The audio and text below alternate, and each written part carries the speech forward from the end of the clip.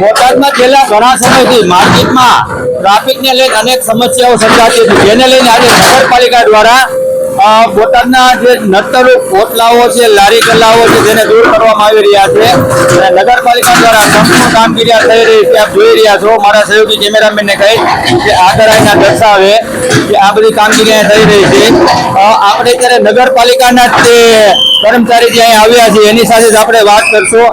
Demolition પાછળનું કારણ શું છે અને કયા કયા વિસ્તારમાં ડિમોલેશન કરવામાં આવી રહ્યા છે. આ મારા સહયોગી કેમેરામેનને કહી મારી સાથે આવે કયા કયા વિસ્તારમાં ડિમોલેશન ચાલી રહ્યું છે અત્યારે હાલ માર્કેટ વિસ્તારમાં ચાલી રહ્યું છે.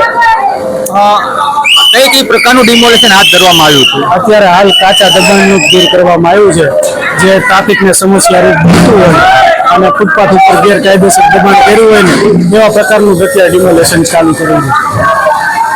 નગરપાલિકા દ્વારા જણાવવામાં આવ્યું છે કે જે કાચા ડિમોલેશન એટલે ફૂટપાયરી છે, ફૂટપાયરી પર જે કોઈ દબાણ થઈ આવ્યું હોય અથવા કે નગરપાલિકાના વિસ્તારમાં હદમાં આવતા હોટલાઓ છે, પાનના ગલ્લાઓ છે, આ બધી વસ્તુઓ દૂર કરવામાં આવી રહી છે.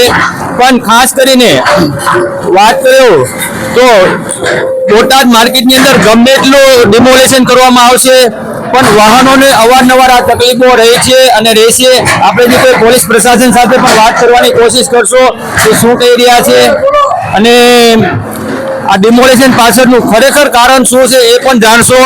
મારા સહયોગી કેમેરામેનને કે દર્શાવ્યા કે જે માર્કેટમાં જે હોટલા હતા દૂર કરવામાં આવ્યા, પણ ગમે એટલું ડિમોલેશન બોટાદમાં કરવામાં આવે જ્યાં સુધી વાહનોને માર્કેટમાંથી નો એન્ટ્રી નહીં આપવામાં આવે, પોલીસ પ્રશાસન દ્વારા જે ટ્રાફિકના કડક રીતે અમલવારી નહીં કરવામાં ત્યાં સુધી ટ્રાફિક રહેશે. જ્યારે કે અહીંયા સુધી ખોલવામાં આવ્યું છે, હવે વાહનો અહીંયા સુધી લઈને અડધી માર્કેટ સુધી લોકો મૂકશે તો આ માર્કેટની અંદર તમામ વાહનોને નો એન્ટ્રી આપવામાં આપણે મોટા સિટીમાં પણ જોઈએ છીએ કે લોડ અનલોડ માટે રાતનો સમય આપવામાં આવતો હોય છે, તો મોટા વાહનો લોડ અનલોડ કરવા માટે રાત્રે આવે. એની સિવાય પાંજરાપોળ રોડ ઉપર ગ્રામ્ય વિસ્તારના ટેમ્પાઓ માર્કેટની વચ્ચોવચ્ચ ઊભા રહે છે. જ્યારે એ લોકોને ગામની બહાર મોકલવાની જરૂર છે, જ્યારે જે ગામડાના ટેમ્પાઓ છે એ ટેમ્પાને ગામડાની બજારમાં પણ નથી ઊભા રહેવા દેવામાં આવતા. જ્યારે કે બોટાદની અંદર સરે જાહેર બજારની અંદર માર્કેટની અંદર આવા ટેમ્પાઓ પાર્કિંગ થાય છે, રિક્ષાઓ પાર્કિંગ થાય છે, તો આ બધું પણ સરકારને દૂર કરવું પડે અને આ આખી માર્કેટમાં વન વે આપવું જરૂરી છે.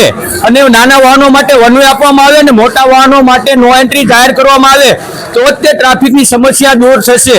આ સંપૂર્ણપણે જે અત્યારે ડિમોલેશનનું કામ ચાલી રહ્યું છે નગરપાલિકા દ્વારા ચાલી રહ્યું છે અને પોલીસ પ્રશાસન દ્વારા તેની સુરક્ષા માટે સાથે લાવવામાં આવ્યા છે. V9 TV news channel, Imran Jothiya, Botad.